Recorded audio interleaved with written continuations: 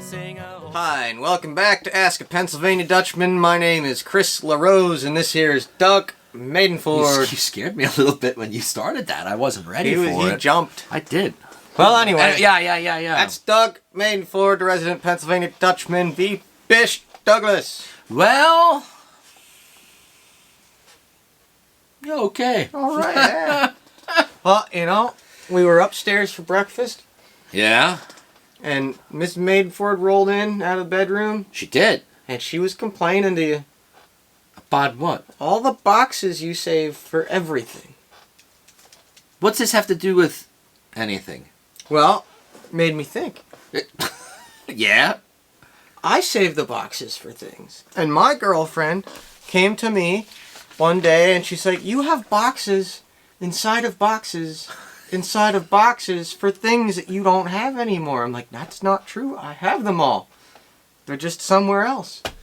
But yeah, I do save all the boxes, the original packaging for everything. And I was thinking, well, ain't that funny? The Maidenfords do that too. I do that. And I don't know why I do that. My grandma did it. My grandma did it too. You're right. Mrs. Maidenford did let a couple things fly at the kitchen table today at breakfast saying about, she said, and I quote, he's even got the box for a hand mixer from his grandparents that's dated 1962. Well, so do and I said, yeah, and? And then she said, we bought an iron back when we first got married. He's still got the box, and we don't keep it in the box. And I said, that's right. I have an old iron from the 50s with the original box. That's right. My father has a Troy tractor collection. He's got every box up in the attic. Wow.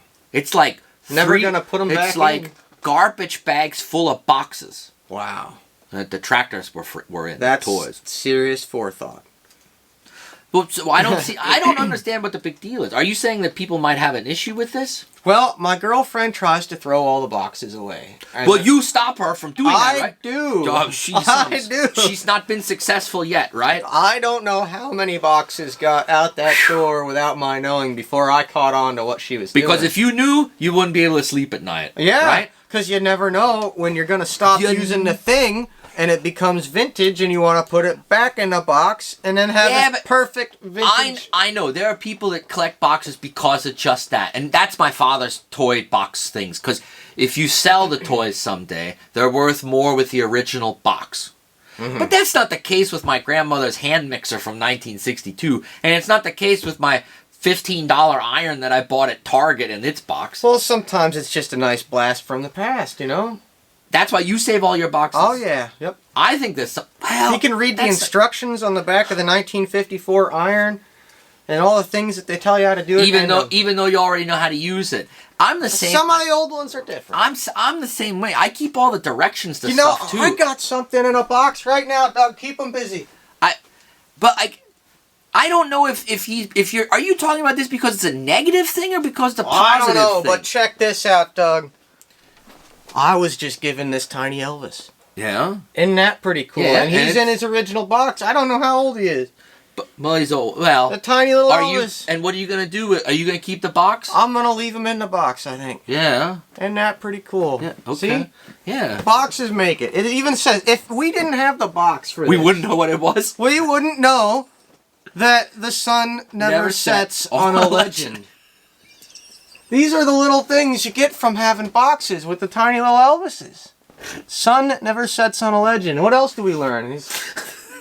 We learned that it was 7 years had passed since Elvis appeared on live television in 1968.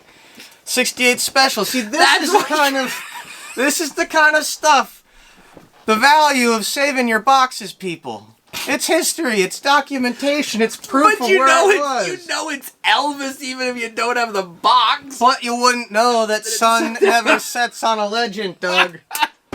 And I will argue that till my dying day when they put me back in the box. What do you want on your box when you get lowered down in the garage? The sun never sets on a legend.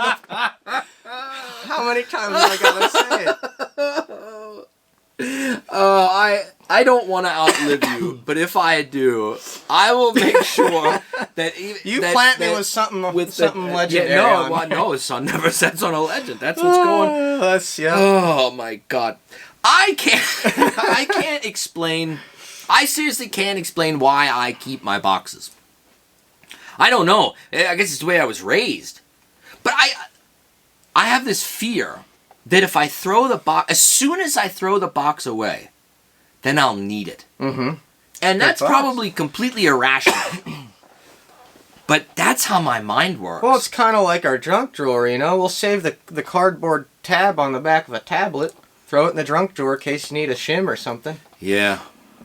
Yep. There is no reason for me to save that box of that iron that we bought at Target. It's not like it's an antique or vintage anything, but I don't want to throw it away. I'm thinking maybe it's a Pennsylvania Dutch thing. Well, I think maybe it is, but I also think it has to do with you and I were both raised with grandparents that were of the Depression era, World War II era, that they had to save everything.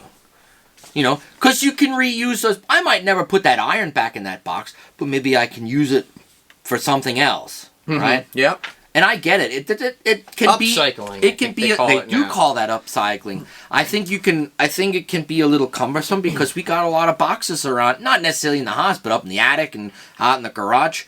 I just can't get some boxes. I just can't get rid of. I think you ought to keep them. You know, I have a buddy I went to college with in Kutztown, Adam Kissinger. Oh, I know Adam. Yeah? Yeah. Oh, I rode the school bus with him. Wow, ain't that something? And he had an older sister. He and I used to drink a lot together in college, I think. Well, I didn't drink with him, but his older sister, we graduated together. Yeah? Jen. Give her a shout out. I was thinking about... She's married to one of the greatest men in the world. Yeah? Can I give that shout out on the channel right here? Yeah. Adam Kissinger's older sister, Jen, married who I consider to be one of the greatest people in the world. His name's Dustin Shirk. So there you go, Dustin. Anyway, what about Adam Kissinger? Well, he got me thinking because he does this show, this a YouTube series called Rad Scrapple. Yeah, he has a YouTube channel. And he's a pretty darn hip modern Dutchman. He is a modern hip Dutchman. And I contact him every now and then, ask him questions about life and philosophical stuff. But he did a really neat video not too long ago where he was a, what do they call it, like a world repairman. Okay. And he was going on a house call to this guy who had an earth in a box. Okay. And together they figured out what was going wrong with the earth in the box and how to fix it. Yeah. And Adam was the expert. And the one thing that after I watched that, he came down and he said, "Oh, you got the original one in the box and you played with it, you know?" Like, so it got me thinking, that must be something Pennsylvania Dutch. So, yeah, maybe. Anyway, that video was awesome. It was really cool. So please check out Adam Kissinger's I'll tell you Rad Scrapple. Yeah, check out Rad Scrapple. I'll put a link to it in the show notes.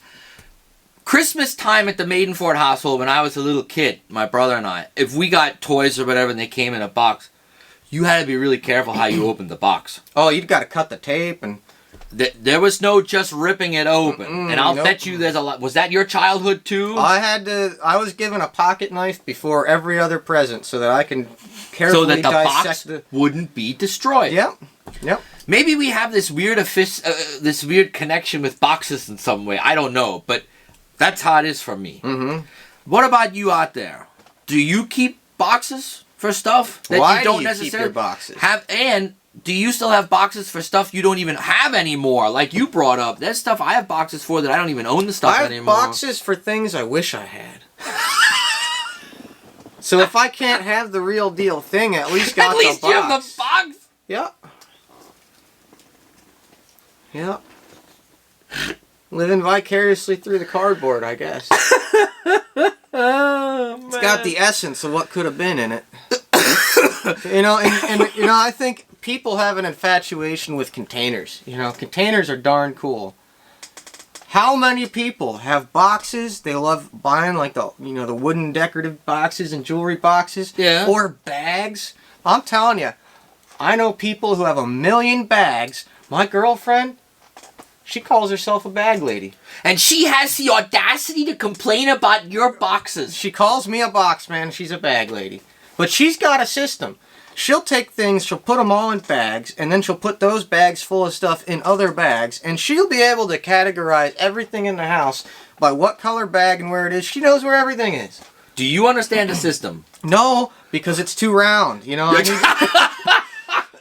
I need it to be more angular. If it was a box system, then you'd be swimming. Maybe right? It's a battle of the sexes. Maybe men are box creatures and women are bag creatures. Maybe. I don't know. My wife doesn't. You can't stack bags, Doug. You can stack boxes to the ceiling and beyond. You know, bags, they just topple over in a chaotic nonsense. They roll away and you don't know where they go. Boxes, you put your things in the box and you put it down, it's going to stay there. Yeah? Yep. So it makes sense, nah? Yep. All right. Bags and boxes. Let us know what you think. And never the twain shall mix. And never the twain shall mix or meet. That's right. You have to let us know if you agree with us or not. And I promise, I'll make this, because if it's going on YouTube, it's going to happen, right? Mm-hmm. I promise. If I outlive you, God forbid, I promise that we'll get The Sun Never Sets on a Legend. All right. Either on your casket, or maybe even, could you imagine like the back of your tombstone? Oh, yeah. Can I get it on both?